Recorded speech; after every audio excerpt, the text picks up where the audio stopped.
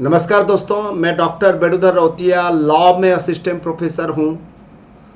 बहुत सारे स्टूडेंट्स का कॉल आता है और वो प्रश्न पूछते हैं जिनको मैं टेलीफोन से ज़्यादा जानकारी नहीं दे सकता और ज़्यादा लोगों को नहीं जानकारी दे सकता, क्योंकि आज का जो समय है YouTube channel, Instagram, Twitter, Facebook का समय है और हम व्यू पाने के लिए पता नहीं क्या क्या हम रणनीतियां रचते हैं।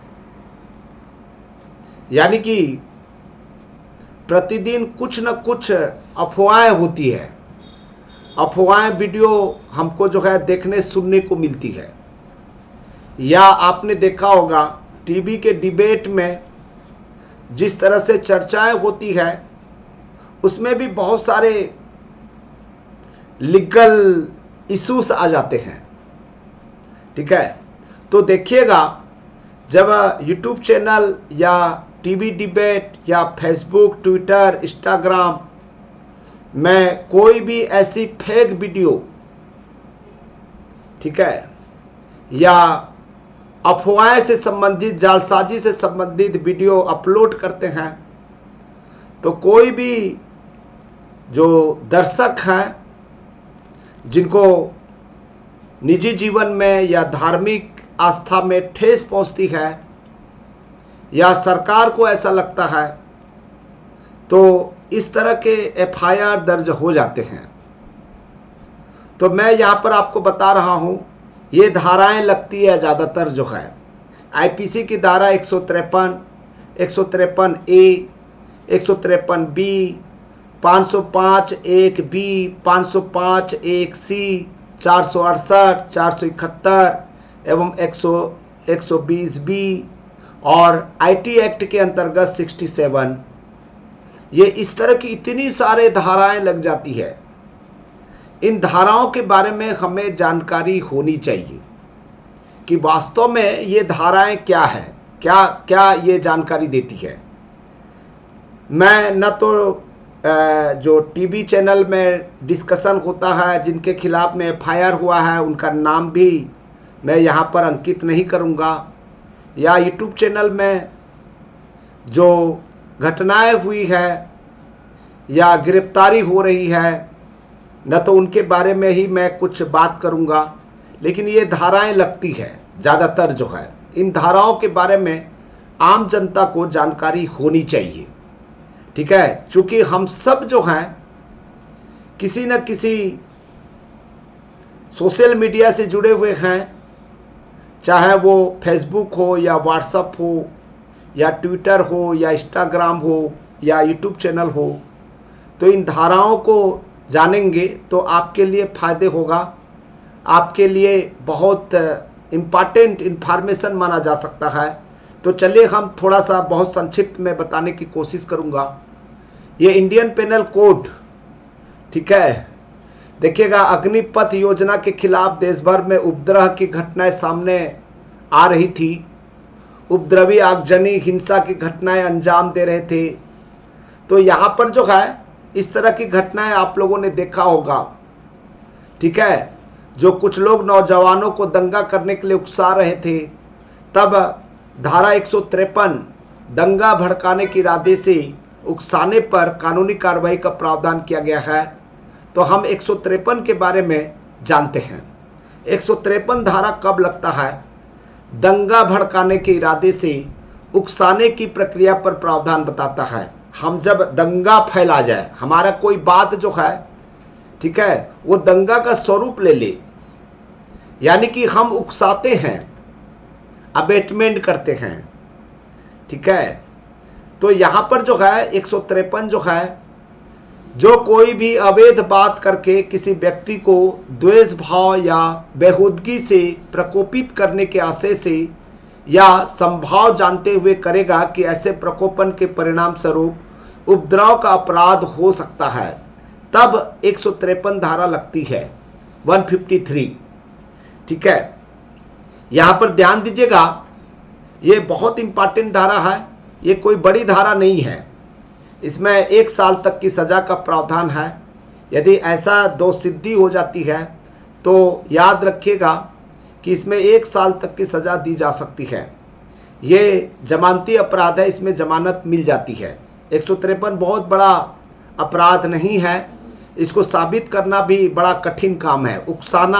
उकसाने वाले व्यक्ति को, ठीक है, उनको हम पुलिस जो है या प्रशासन जो है या जज के सामने में जब कोई बात को रखेगा तो ये साबित करना बड़ा कठिन होता है, ठीक है। तो ये 153 धारा जो है बहुत इंपॉर्टेंट है।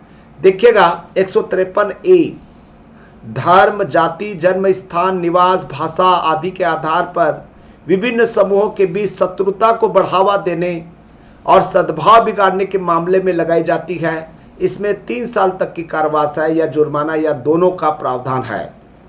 चूँकि जो कोई भी लॉ मेन है, यानी कि लॉ के स्टूडेंट हैं, सिविल जज की तैयारी कर रहे हैं, ये धाराएं बहुत ज़्यादा क्वेश्चंस बनता है। यानी कि आप कॉम्पिटिटिव एग्जाम का दे रहे हैं, कॉम्पिटिटिव एग्जामिनेशन में बैठ रहे हैं, तो इन धाराओं के बारे में आपको जानकारी होनी चाहिए। यदि आप इंटरव्यू में जा रहे हैं तो इन क्वेश्चंस को पढ़ कर जाइएगा, ठीक है। धर्म के आधार पर, जाति के आधार पर, जन्म स्थान के आधार पर, निवास के आधार पर, भाषा के आधार पर आप विभिन्न समूहों के बीच शत्रुता को बढ़ावा देने के लिए या सद्भाव बिगाड़ने के लिए, ठीक है, आपने या तो यूट्यूब चैनल में या किसी मंच में या टीवी चैनल में या ट्विटर में या इंस्टाग्राम में या फेसबुक में या व्हाट्सएप में इस तरह की गतिविधि में भाग लेते हैं तो 153A लग सकता है 3 साल तक की कारावास। यानी कि 3 साल आप समझिएगा। यदि दोष सिद्धि हो जाते हैं तो ना तो आपको नौकरी मिलेगी, न विधानसभा के सदस्य बन सकते हैं, न लोकसभा के सदस्य बन सकते हैं, न जिंदगी में कभी आप न राष्ट्रपति बन सकते हैं, न उपराष्ट्रपति बन सकते हैं। ये आप मत समझिएगा 3 साल तक की तो सज़ा है, ठीक है। 3 साल की सज़ा भी बहुत बड़ी सज़ा होती है। 153B के बारे में, ठीक है, सुप्रीम कोर्ट का कुछ जजमेंट है, इसके बारे में भी आपको जानकारी होनी चाहिए। अर्नेश कुमार बनाम बिहार राज्य के मामले में 2014 में फैसला सुनाया था। क्या फैसला सुनाया था? 153A 153B के बारे में। इन दिशा निर्देशों के अनुसार 7 साल से कम की सजा वाले अपराधों के लिए पुलिस किसी आरोपी को जांच से पहले गिरफ्तार नहीं कर सकती। पहला जांच करेगी, फिर उसको समन जारी करेगा, समन में भी उपस्थित नहीं होता है तब भी जो है गिरफ्तारी वारंट निकालेगा, और गिरफ्तारी वारंट निकालने के बाद भी यदि वो गिरफ्तार नहीं होता है या सामने नहीं आता है तब कुर्की की कार्रवाई भी की जा सकती है, ठीक है। कुर्की जो है अंतिम प्रयास है, एक प्रक्रिया है, ताकि कुर्की के माध्यम से जो आरोपी है वो डर के मारे जो है, वो डर से जो है वो गिरफ्तारी दे, ठीक है। तो यहाँ पर ध्यान दीजिएगा, एक फैसले में कहा 2021 में सुप्रीम कोर्ट के एक फैसले में भी कहा है कि धारा 153A के तहत किसी आरोपी को सजा दिलाने के लिए राज्य को मंशा साबित करनी होगी।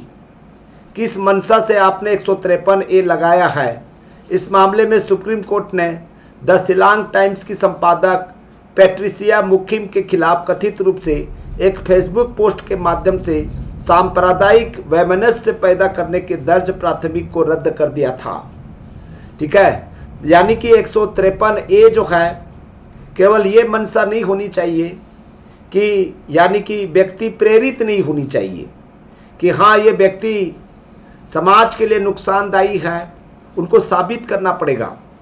यानी कि एक बार कोई व्यक्ति कह दिया, ठीक है, जुबान से निकल गया, उनके लिए नहीं है।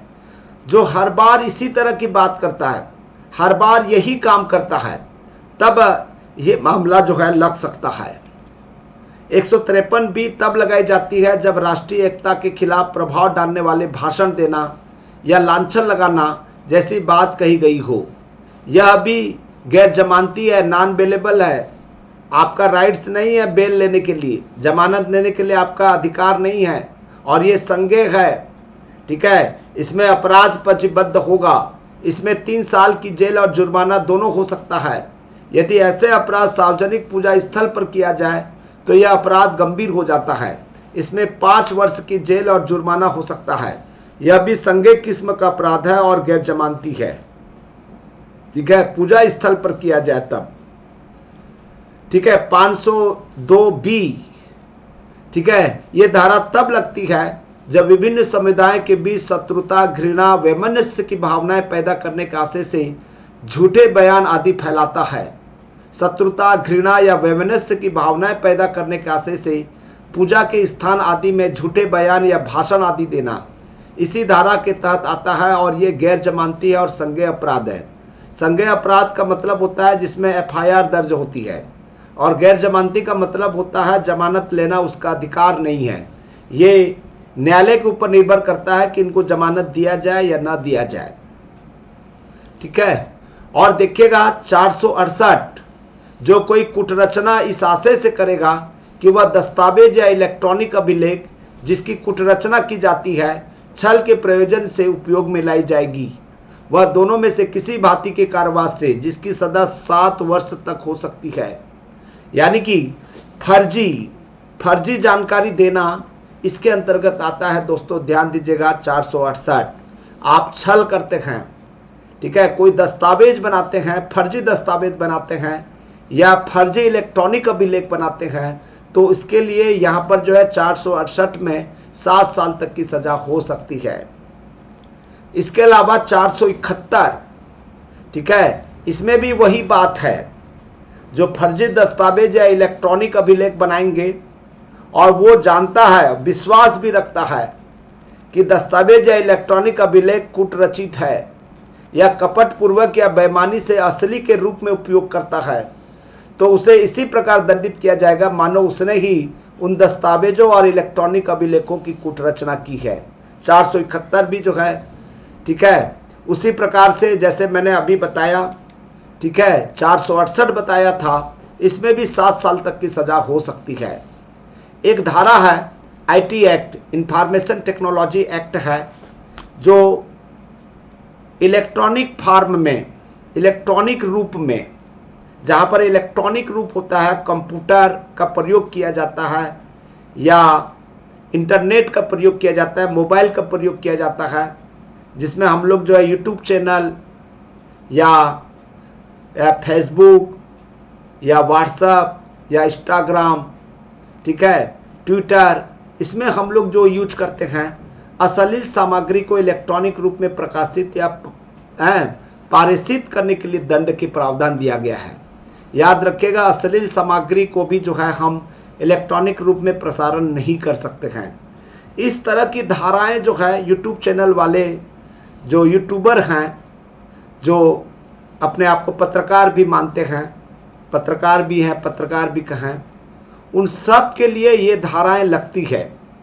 मैं एक लॉ के प्रोफेसर हूँ, तो इसलिए संभल कर जो है, यानी कि सावधानी पूर्वक जो है आप YouTube चैनल में सत्य चीज़ को बताएं। किसी को प्रेरित करके व्यक्ति विरोधी भाव से कभी भी न तो कोई सामग्री को अपलोड करें, न उसका प्रसारण करें, अन्यथा स्थिति में बुरी तरह से आप फंस सकते हैं, हम सब फंस सकते हैं। और न ही ऐसे वीडियो को जो है आप जो है प्रशय दें, ठीक है, आप शिकायत भी दर्ज कर सकते हैं। मुझे पूरा विश्वास है आपको ठीक से समझ में आया गया होगा और आप जो है भली भांति इससे परिचित हो गए होंगे। तो इस तरह की धाराएं जो है लगती है, ये जब लगती है तो हमको लगता है कि ये जब न्यायालय के सामने जाएगा, पुलिस की कार्रवाई होगी, रिमांड होगा, फिर उसके जमानत की कार्रवाई, कितने सारी समस्याओं से गुजरना पड़ता है, परिवार की स्थिति खराब हो जाती है। तो इसलिए मेरा गुजारिश है कि कभी भी इस तरह का प्रशय न दें, इस तरह के कृत्य न करें जो आपराधिक कृत्य की श्रेणी में आता है। कभी भी जिंदगी खराब हो सकती है दोस्तों। Thank you, thank you, thank you.